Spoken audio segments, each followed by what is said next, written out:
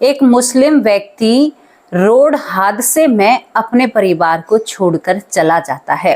वो सभी से उस उम्र में अलविदा कह देता है जिस उम्र में उसे नहीं जाना था। घर वाले इसको मट्टी देते हैं और इसको कब्रिस्तान में दफन कर देते हैं।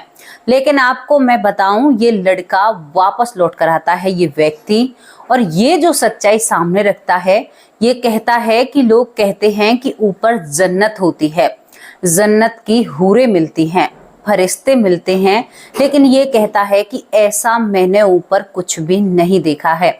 देखो दोस्तों, मैं किसी की जाति या धर्म पर कोई सवाल खड़े नहीं कर रही हूँ।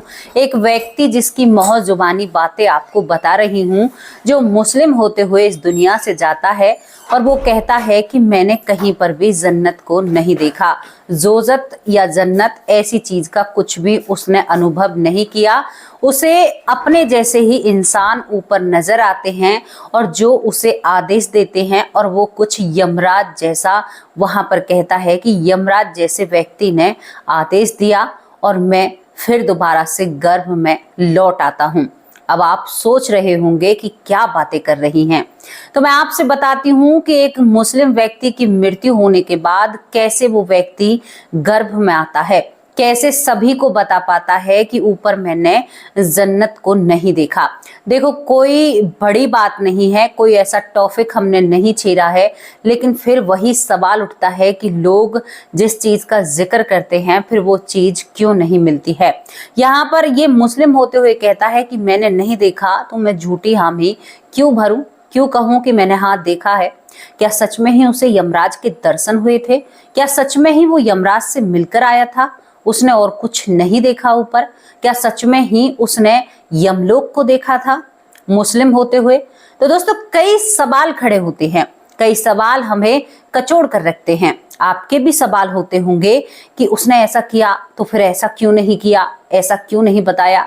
ज्यादा इसकी जिंदगी का किस्सा सोशल मीडिया पर नहीं मिलेगा आपको, लेकिन आज हम आप लोगों के सामने एक ऐसे लड़के की कहानी रखते हैं जिसे करीबन 4 या 5 साल तक एक पेड़ से बांध कर रखा जाता है। क्यों बांध कर रखा जाता है ये भी आपको बताएंगे। क्यों उसे बेरियों में कसा गया था और क्यों वो लड़का खुलते ही दौड़ लगा दिया करता था। बहुत ही रोचक स्टोरी है, बहुत ज्यादा आपको जानकारी मिलेगी। बिल्कुल भी किसी धर्म पर या किसी पर हम उंगली नहीं खड़ी कर रहे हैं, यहाँ पर धर्म सिर्फ एक ही है। तो चलिए दोस्तों, आपको चलना होगा उत्तर प्रदेश के मुरादाबाद में। मुरादाबाद जिला होता है जहां पर एक अमित का जन्म होता है। अमित करीबन अपने आप को रामपुर के पास का बताता है। अमित के पिता का नाम राजेश होता है, जो इस वक्त इस दुनिया में नहीं है, लेकिन अमित की मां शांति इस दुनिया में है और वो जी रही हैं। अमित का जन्म होता है, तो जन्म होने के बाद अमित बहुत अलग लड़का था, रोता रहता था हमेशा और बहुत ही ज्यादा चीख चीख कर रोया करता था। जैसे छोटे बच्चे बहुत से तो बहुत कम रोते हैं, सोते हैं, लेकिन बहुत बच्चे देखते हैं ना आपने कि बहुत ज्यादा रोते हैं, तो उन बच्चों को थोड़ा सी ना मतलब पिछले जन्म की बातें याद रहती हैं, तो उनको बार बार वो बातें सताती रहती हैं। अमित यहाँ पर जैसे ही पैदा होता है उसका नामकरण रखाया जाता है और बहुत प्यार से इसको माँ बाप पाल रहे थे। 2 साल की उम्र हो जाती है, 3 साल की उम्र हो जाती है। 3 साल में उम्र जब 3 साल की होती है तो अमित अब घर छोड़कर भागने लगा था। घर को छोड़कर दौड़ लगा देता था गलियों की तरफ। जब घर वाले पकड़कर इसको लाया करते थे तो कहते थे कि तुम कहाँ जा रहा है? वो कहता है कि मैं मस्जिद जा रहा हूँ, मुझे अल्लाह को याद करना है, परवरदिगार को मुझे उनके आगे मतलब नतमस्तक होना है, मुझे अल्लाह की बहुत अजीब अजीब सी बातें करता था। ये अजीब बातें नहीं है, भगवान के नाम पर बातें हैं। अल्लाह हो या भगवान हो, सभी एक समान होते हैं। तो यहाँ पर वो कहता है कि मैं जरूर जाऊंगा। घर वाले कहते हैं कि कहाँ जाएगा? वो कहता है कि मैं तो यहाँ पर भोजपुर जाऊंगा। अब भोजपुर जो था यहाँ से 15 किलोमीटर दूर था और प्योर मुस्लिमों का गांव था दोस्तों। भोजपुर में मुस्लिम रहा करते थे, ज्यादा आबादी, हिंदू भी है, ऐसी बात नहीं है। अब यहाँ पर ये भागकर दौड़ लगाता है, बड़ी मुश्किल से इसको पकड़ते हैं। जब इसको पकड़ते हैं तो घर वालों को समझ आ चुका था कि हमारा बेटा कुछ सही नहीं कर रहा है, हमारा बेटा ऐसे भाग रहा है, ऐसी सारी चीजें कर रहा है। तो यहाँ पर इसको बहुत ज्यादा पीटा जाता है, जिसका नाम अमित होता है। पिटाई लगाने के बाद ये कहता है कि हाँ नहीं जाऊंगा। जब ज्यादा पिटाई लगती है तो भाई बच्चा कहने लगता है कि नहीं करूंगा, अब नहीं करूंगा। बुरे कर्मों को तो छोड़ देता है। बचपन की पिटाई बहुत काम करती है बच्चों के लिए। अब यहाँ पर ये बाज नहीं आता है। उसके बाद अपनी माँ से कहता है कि अम्मी मेरी तो पत्नी रो रही होगी, अम्मी मेरे 4 भाई हैं। इसकी माँ एक गाल पर तमाचा रखती है कि तू मुझे अम्मी क्यों कहता है, माँ कहा कर मुझे। अम्मी अम्मी करता है, कहां से दिखती हूं मैं तुझे अम्मी। तो मतलब ये लड़का कहता है कि नहीं तुम मेरी अम्मी हो, और पिता से अब्बू कहकर बुलाता है। घर वालों का दिमाग बिल्कुल हिल चुका था कि ये लड़का क्या कर कर रहेगा। अब उस पर प्यार व्यार नहीं था, उसको पिटाई की जाती थी। पिता अफसोस मनाता है कि हमने एक पागल बच्चे को जन्म दिया है। पुनर्जन्म का कोई कॉन्सेप्ट ही नहीं था। मतलब ये सोच नहीं रहे थे कि इसका पुनर्जन्म हुआ है या ये कहीं ऐसे परिवार से आया है, क्योंकि ये परिवार इन चीजों पर यकीन नहीं करता है। भाई इस बच्चे की जी भर के धुलाई की जाती है और ये बच्चा भागता है। कहता है कि मेरे 2 बच्चे हैं जो भोजपुर में रहते हैं और मेरी पत्नी है, 4 मेरे भाई हैं और मैं तो ट्रक चलाया करता था, मैं तो 2 साल तो मैं भूत बनकर घूमा हूं अपने गांव में। ऐसी ऐसी बातें करता है। तो घर वाले बहुत ही ज्यादा इससे परेशान होकर जब ये घर छोड़कर भागता है तो इसको जब भी वो काम करते हैं तो इसको एक गांव मतलब आंगन में एक पेड़ होता है, उस पेड़ से बांध दिया जाता है। अब ये उस पेड़ से बंधा भी कहता है कि अम्मी मुझे अपने घर जाना है, अब्बू मुझे अपने घर जाना है, मैं आपको अम्मी अब्बू बोल रहा हूँ, यही बहुत बड़ी बात है। मैं आपका बेटा नहीं हूँ, मैं आपका बेटा नहीं हूं ना।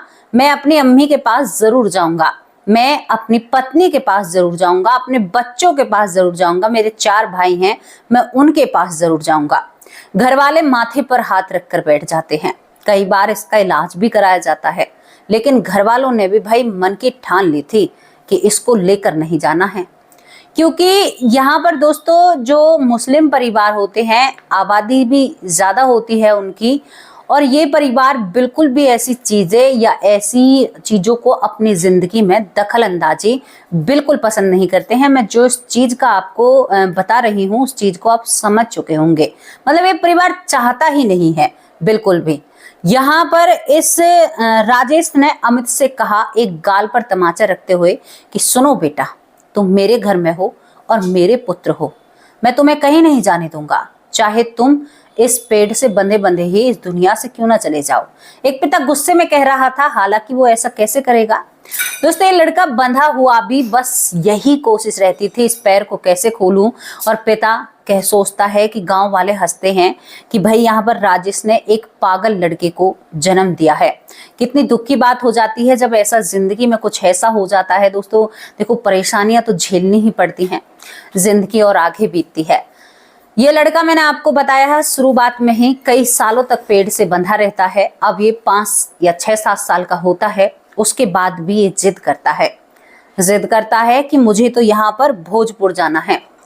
आप सोचकर देखिए एक परिवार की हिम्मत, वो इतने सालों तक शांत रहे, उन्होंने अपने बेटे को नहीं भेजा और वो आखिरी दम तक भी यहाँ पर राजेश अपनी बातों पर अटल रहा, उन्होंने अपने बेटे को नहीं भेजा। लेकिन बेटे के दिमाग से आज तक भी वो बातें नहीं उतरी हैं। माँ को बड़ा दर्द आया करता था अपने बेटे पर, पाँव में जिस चीज से बंधता था ना उससे घाव भी होने लगा था। माँ कहती है कि बेटा तू ऐसा क्यों करता है। जब वो 5 या 6 साल की उम्र में होता है, मैं बहुत परेशान हूँ तुम्हें बांध कर, तू रात को उठकर भाग जाता है। क्योंकि वो ऐसा करा करते थे जब काम किया करते थे, जब उसको बांध दिया करते थे फिर उसको खोल लिया करते थे। दोस्तों वहाँ पर जो मुस्लिम लोग हैं वो ज़्यादा हैं, परिवार हैं, तो ये लड़का उनके साथ खेलना, उनके साथ भागना, उन्हें अपना पक्का मित्र या पक्का भाई मानना और हिंदुओं से कटना, ये इस लड़की की फितरत होती है। इसके बाद माँ रो रो कर समझाती है, ये कहता है कि ठीक है मैं नहीं भागूंगा, आप मुझे खोल तो दिया करो। अब ये लड़का थोड़ा सा समझने लगा है और घर से भागना कम कर देता है, लेकिन मुस्लिम बच्चों के साथ खेलना इसका शुरू हो जाता है क्योंकि लगाव था ना उन लोगों से। ये मुस्लिम परिवार के साथ घुल मिलना चाहता है, उनका खाना पीना, उनकी चीजें इसको पसंद आती हैं, उनका रहन सहन इसको पसंद आता है। अब आप सोच कर देखिए जो बिल्कुल शुद्ध शाकाहारी हैं, अब उनके घर में ऐसा बच्चा पैदा हो जाए कि जो कहे कि मुझे शाम के वक्त ये तरी चाहिए या ऐसी चीजें चाहिए, तो फिर माँ बाप पर क्या बीतेगी। भाई देखो, वो तो बिल्कुल अपने घर में हाथ नहीं लगाते हैं, किसी को खाने नहीं देते हैं, तो यहाँ पर फिर इसको पीटा जाता है, इसको समझाया जाता है। एक बर्तन तभी तैयार होता है जब उसे एक कुम्हार ठोक पीट कर गोल मठोल बनाता है, तभी आप उस घड़े में पानी पी पाते हो। एक बच्चा तभी सीधी लाइन पर चलता है जब माँ बाप उसको एक सही दिशा में दिशा दिखाते हैं। दोस्तों, ऐसा ही यहाँ पर चल रहा था। पूरी कोशिश शांति और राजेश की अमित को सुधारने में थी, लेकिन आप सोचिए 8 साल लग गए इस परिवार को, लेकिन ये लड़का बदलने का नाम नहीं लेता है। अब एक दिन माँ इसको बिठाती है, कहती है कि तेरी समस्या क्या है। तो ठीक है, मुस्लिम परिवार से है, तेरा जन्म हुआ है, लेकिन बेटा हम तुम्हें वहां पर नहीं ले जाएंगे, और जब तक मैं जीवित हूं ना, जब तक मैं तुम्हें नहीं ले जा सकती। अब यहाँ पर अमित का भी प्यार माँ बाप के लिए जाग उठता है। वो समझने लगता है रीति रिवाजों को, मंदिर पर ले जाना, उसे रामायण सुनाना, उसके दिमाग में ये सारी चीजें करना। अब इससे पूछताछ की जाती है, उसके सवालों में ही उसके जवाब छुपे हुए थे। दोस्तों, जो वो लड़का सवाल किया करता था उनमें ही जवाब छुपे थे। अब मैं आपको बताऊंगी कि कैसे जवाब छुपे थे। अब यहाँ पर माँ बड़े दिमाग से काम लेती है। शांति देवी बहुत माइंडेड महिला थी। वो अपने बेटे को बिठाती हैं। बेटा 8 साल का हो चुका था। वो कहती है कि बेटा क्या समस्या है, पूरी समस्या बताओ। वो कहता है, माँ कहने लगा था, अम्मी छोड़ दिया था, माँ कहने लगा था, पिटाई काम कर चुकी थी। वो कहता है कि माँ मैं भोजपुर का रहने वाला हूँ, और भोजपुर में मेरी पत्नी है, मेरे 2 बच्चे हैं और मेरे 4 भाई हैं, और वहां पर मेरा नाम असलम है। आप जाकर पता कर लीजिए या मुझे ले चलिए, असलम नाम के आपका वहां पर मेरा वजूद जरूर आपको मिलेगा। मेरी पत्नी भी मिलेगी, मेरे बच्चे भी मिलेंगे, मेरा भाई भी मिलेगा, मेरे 4 भाई, वो सभी आपको मिलेंगे। अब यहाँ पर तभी माँ कहती है कि बेटा एक बात बता, तेरी पत्नी उम्र में कहाँ होगी और तू कहाँ पर है? तेरी पत्नी ने कहीं पर शादी भी कर ली होगी। अगर तू छोटे बच्चे छोड़कर आया है तो तू सोच क्या देख पाएगा तू अपनी आंखों से? अब यहाँ पर ये सोचता है दिमाग में, क्योंकि दिमाग तो बड़ों की तरह चल रहा था ना, भले ही 8 साल का था। इसके बाद ये कहता है कि माँ कहती है कि बेटा चलो ये सब ठीक है, तेरी पत्नी है, परिवार है, असलम नाम तेरा है, तेरी मृत्यु कैसे हुई रे? वो कहता है कि माँ हमारा बहुत बड़ा गाड़ियों का कारोबार है, यानी हम सभी लोग गाड़ी चलाते हैं। मैं यहाँ पर काशीपुर से डिलारी चौराहे पर जैसे पहुंचता हूँ तो एक शीशम के पेड़ में मेरी जो गाड़ी है वो टकराती है, और मैं ऐन मौके पर ही इस दुनिया से चला जाता हूँ। माँ, उसके बाद जब मैं इस दुनिया से चला जाता हूँ तो मैं अपने शरीर को गाड़ी में मृत देख रहा था। उसके बाद मेरे घर वाले आते हैं, घर वाले मेरे सबको घर लेकर जाते हैं, मैं सभी के साथ चल रहा था। माँ, मैं अपने पूरे परिवार को रोता हुआ देखता हूँ। मेरी पत्नी मेरे लिए बहुत रो रही थी, कह रही थी कि या अल्लाह मैं अब इनके बिना कैसे रहूंगी। माँ, वहां पर मुझे कब्रिस्तान के लिए तैयार किया जाता है। तैयार करने के बाद मुझे मिट्टी देने के लिए कब्रिस्तान में ले जाया जाता है। मेरी आत्मा उनके साथ साथ चल रही थी। सबका दुख मैं समझ रहा था। माँ, वहां पर जब गड्ढा खुदा हुआ था और उस कब्रिस्तान में मुझे मिट्टी दी जाती है तो मुझे लगता है कलेजे को कि जल्दी से इस मिट्टी को हटाऊं, और मैं बहुत खोदने की कोशिश करता हूं। मुझे 1 रात और 1 दिन हो चुका था अपने शरीर में अंदर जाने के लिए, लेकिन मैं अंदर नहीं जा पाता हूँ माँ। मैं 4 दिन तक कब्रिस्तान में ही बैठा रहता हूँ अपने शरीर के पास। माँ, चौथे दिन मेरे शरीर में कीड़े लग जाते हैं। मुझे दिखाई दे रहा था माँ बाहर से कि मेरे शरीर सड़ रहा है। मुझे अपने शरीर से ही घृणा होने लगती है। माँ, मैं उस सब को छोड़कर अब घर की तरफ रुख करता हूँ। घर में देखता हूँ मेरी पत्नी, मेरे बच्चे बहुत ज्यादा रो रहे थे मेरे लिए। उसके बाद माँ, मैं क्या देखता हूँ कि मुझे मेरे जैसे लोग नजर आते हैं मेरे ही गांव में। हमारी एक टोली बन जाती है, लेकिन अब मैं घर के अंदर प्रवेश नहीं कर पाता हूँ। 12 दिन बाद घर के अंदर प्रवेश मेरा वर्जित हो जाता है। माँ, हम टोली में सभी जगह घूमा करते थे। कभी हम किसी पेड़ पर बैठ जाया करते थे, कभी हम कहीं पर चला जाया करते थे, और हम इसी तरह से करीबन 8 से 9 भूत होते हैं। अच्छा, वो भूत योनि में आते हैं।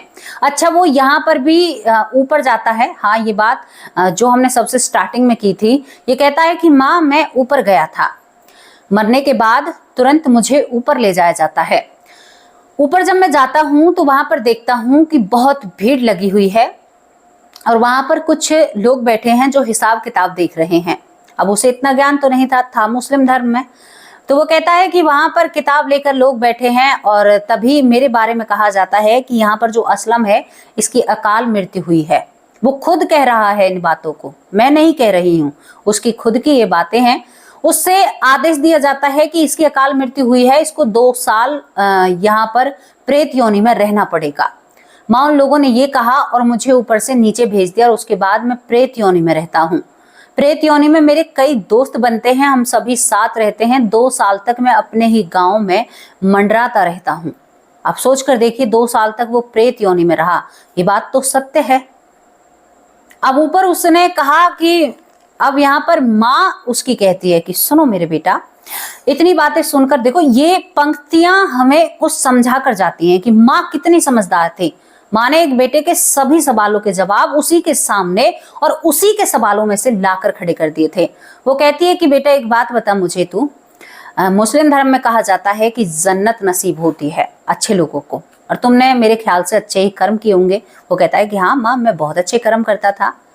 तो बेटा पहली बात तो तुम्हें प्रेत योनि मिली, दूसरी बात तुम्हें ऊपर जाकर जन्नत कहीं पर भी नहीं दिखी, तीसरी बात जो हमारे धर्म ग्रंथों में लिखा है कि ऊपर हिसाब किताब होता है और तुम्हें अभी प्रेत योनि में रहना है, ये कहकर अगर तुम्हें भेजा है, कहीं भी किसी भी मुस्लिम किताब में ये नहीं लिखा है कि प्रेत योनियों के बारे में लिखा ही नहीं है। तो यहाँ पर बेटा तू ये समझ कि अब तू क्या करना चाहता है, सच के साथ जीना चाहता है कि या फिर ऐसे ही अपनी जिंदगी को काटना चाहता है। वो लड़का मायूस सर चुप बैठा रह जाता है, मानो आज उसके सामने उसकी माँ भगवान बनकर उसको शायद समझा रही थी। और यहाँ पर अमित उर्फ असलम के मन में एक एक बात घर कर जाती है। वो कहती है कि बेटा तुम्हें जो आदेश मिले हैं, अगर उनका तुम उल्लंघन करोगे, तुम वहां पर जाओगे, तुम्हारी पत्नी की परिस्थिति कैसी है, तुम्हारे परिवार की परिस्थिति कैसी है। 10 साल हो चुके हैं बेटा उन बातों को, अगर मैं तुझे असलम भी कहूं तो। इसके बाद भाई असलम समझ चुका था। वो कहती है कि चलो मैंने तो ये तुमसे कह दिया, लेकिन उससे आगे की तुम क्या हमें बता सकते हो। तो वो कहता है कि हाँ माँ, उससे आगे का भी मुझे सब कुछ याद है। उसके बाद 2 साल में प्रेत योनि में रहता हूँ। तभी हम सभी दोस्त यहाँ पर जो ये गांव है रामपुर, इसके आसपास घूम रहे थे। तभी मैं अपने आप को एक अंधकार उसमें बंद पाता हूँ, यानी उनका गर्भ में धारण हो चुका था इस आत्मा का। फिक्स 2 साल जो ऊपर से कहकर भेजा था, 2 साल के बाद इसका गर्भ धारण हो जाता है। दोस्तों उसके बाद वो कहता है कि माँ आपकी ही कोख से जन्म लेता हूँ, शायद आपकी कोख में मैं उस अंधकार में था। इसके बाद ये बताता है कि उसके बाद मेरा जन्म होता है। बाकी की पूरी स्टोरी मैंने आप लोगों के सामने रख दी। ये रोने लगता है, कहता है कि माँ कैसे भुलाऊं, बच्चों का नादान चेहरा मेरे सामने आता है। माँ मैंने तो वहां पर बहुत कुछ किया था। वो कहती है कि बेटा किसी जीव को मारना, किसी जीव को खाना, ये बिल्कुल भी सही बात नहीं है। और यहाँ पर यह भी नहीं है कि मुस्लिम खा रहे हैं। भैया आप शाम के वक्त जाकर देखो, हिंदू लाइन से खड़े होते हैं। जो हकीकत है मैं वो सबके सामने बोलूंगी, चाहे किसी को बुरा लगे या भला लगे। मुझे बिल्कुल भी ऐसा नहीं लगता कि मैं क्या कह रही हूँ। मुस्लिमों को छोड़िए, उनके ऊपर तो चलो हम आरोप और आप लोग कह देंगे कि भाई मुस्लिम ये करते नहीं। हिंदुओं की लाइन लगी है, लोग खाते हैं, अंडे को मशीन की उपज चीज कहकर खाते हैं और इन चीजों को भी खाते हैं, सेवन करते हैं शाम के वक्त, और दारू के साथ करी खाई जाती है। पता है आपको, ये है हकीकत। तो मैं तो बिल्कुल सख्त खिलाफ हूं। अगर आप किसी प्रकृति के जानवर को परेशान करोगे, वो आपकी पेट की भूख मिटाने के लिए नहीं पैदा हुए हैं, वो इस सृष्टि को बिल्कुल एक नियंत्रण में रखने के लिए पैदा हुए हैं। इस सृष्टि का लालन पालन जैसे हमारे हाथों में है, जैसे हम इस पर रह रहे हैं, इसका एक बैलेंस भी तो बनाना पड़ता है ना। समझ रहे हो ना मैं क्या कह रही हूं? तो इसी बात को समझिए। खाकर बक्से नहीं जाओगे, किसी दिन ऐसा हादसा तुम्हारे साथ होगा कि कोई बचाने वाला पैदा नहीं होगा तुम लोगों को। जो तुम इन चीजों को खाते हो ना, ये बिल्कुल भी आपको क्षमा करने योग्य नहीं है। तो दोस्तों यहाँ पर अमित की कहानी यहीं पर खत्म हो जाती है। आज भी अमित अपना जब इंटरव्यू देते हैं तो कहते हैं कि अब मेरी माँ ने मुझे ऐसा समझाया कि मेरे पैर कभी दोबारा वहां पहुंचे नहीं। और मैं जब भी मेरे मुस्लिम बहुत दोस्त हैं, जिस इलाके में वो रहते हैं वहां पर मुस्लिम लोग रहते हैं, वो कहता है कि मैं जब उनसे साझा करता हूं तो बहुत लोग यकीन नहीं करते हैं, लेकिन कुछ लोग कहते हैं कि हाँ यार तू सच कह रहा है, ऐसी चीजें होती हैं, पुनर्जन्म भी होता है। तो यही नहीं है कि सभी मुसलमान नहीं मानते कि पुनर्जन्म नहीं होता, बहुत ज्यादा लोग मानते भी हैं। और उसके बहुत पक्के दोस्त हैं, वो कहते हैं कि ऐसा हो सकता है, क्यों नहीं हो सकता है, एक आत्मा दोबारा आ सकती है। तो यहां तक वो कहते हैं। तो मैं आप लोगों से पूछना चाहती हूं कि आप लोग क्या कहना चाहते हो। आप भी अपनी राय बढ़ चढ़ कर कमेंट बॉक्स में रखा कीजिए।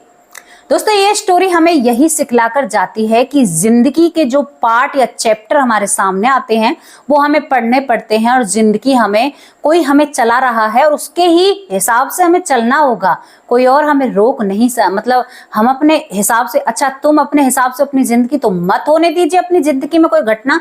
अच्छा हमारी जिंदगी में कुछ बुरा हो जाए तो भगवान ने किया है, अच्छा किया तो पार्टी रखेंगे और क्रेडिट भाई मैंने किया है, मैंने बहुत अच्छा आपकी साल मैंने ये पोस्ट हासिल कर ली है, मैंने ये सब कुछ कर लिया। अच्छा आपका कितना अच्छी बात है ना, आप अच्छे क्रेडिट को लेने के लिए सबसे आगे हो जाते हो, और जब बुरा क्रेडिट की बात आती है, बुरे क्रेडिट की, तो आप भगवान को आगे कर देते हो।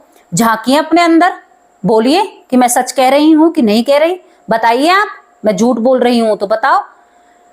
क्योंकि कभी कभी मैं अपने आप में महसूस करती हूँ कोई अच्छा सा काम हो जाए तो भाई मैंने इतना अच्छा काम किया है, जबकि ये मैं मेरे अंदर नहीं होना चाहिए। मैं एक्सेप्ट करती हूँ ये गलती है मेरी, मैं बिल्कुल गलत बात है। और कोई मेरी जिंदगी में थोड़ा सा दुख आ जाए तो मेरे दिमाग में एक बार तो सोच जरूर आती है कि हे भगवान तुमने ये क्या किया, अब मैं कैसे करूंगी। बताओ कि आपके मन में आती है कि नहीं आती है। तो जिस तरह से आप बुराई को भगवान को देना चाहते हो तो सब चीज को दो, अच्छाई का क्रेडिट भी कहो कि सब भगवान की कृपा है, उन्हीं ने किया है और उनकी ही माया छाया है, वही करते हैं हमारी जिंदगी में। अरे कुछ लोग तो ऐसे नास्तिक हैं, मेरे चैनल पर आते हैं और कहते हैं कि हम तो भगवान को ही नहीं मानते। वाह भाई वाह, मैं ऐसे लोगों से परिचय होता है मेरा, मैं खुद हैरान हो जाती हूँ उन लोगों की बातें सुनकर। तो ये स्टोरी बहुत कुछ सिखा कर जाएगी आपको, बहुत कुछ, और सच्ची स्टोरी है दोस्तों। ये लड़का आज जवान है और बिल्कुल भी इसका मानसिक संतुलन बहुत अच्छा है। आज ये भगवान की पूजा भी करता है और कहता है कि अल्लाह भी भगवान के ही समान है।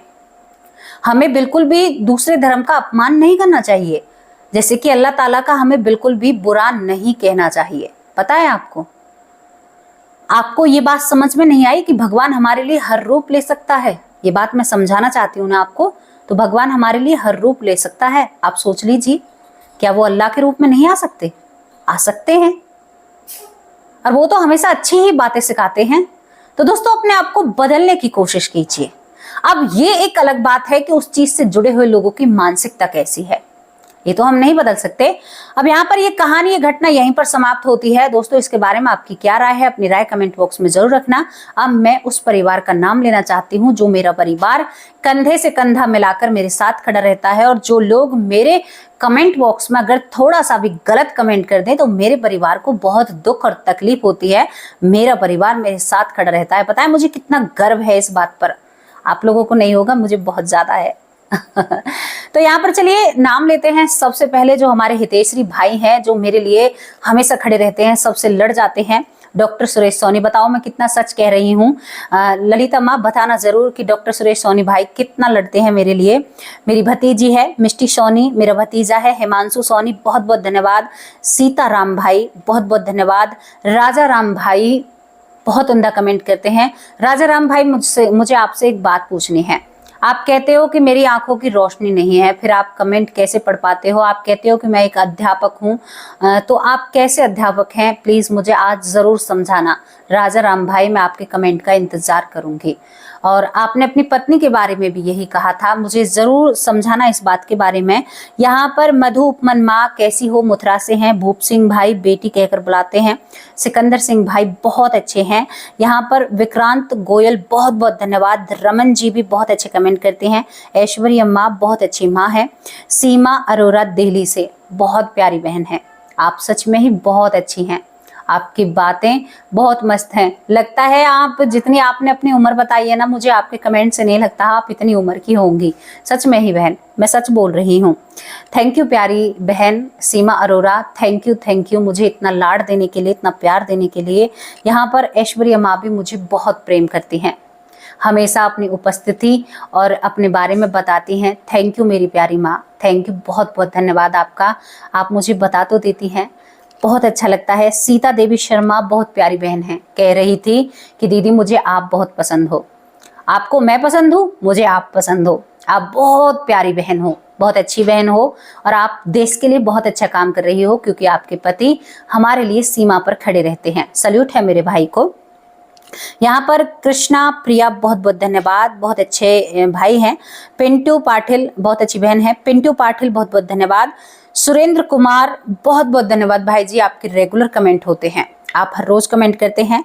महेंद्र पांचाल भाई भी रोज रेगुलर कमेंट करते हैं।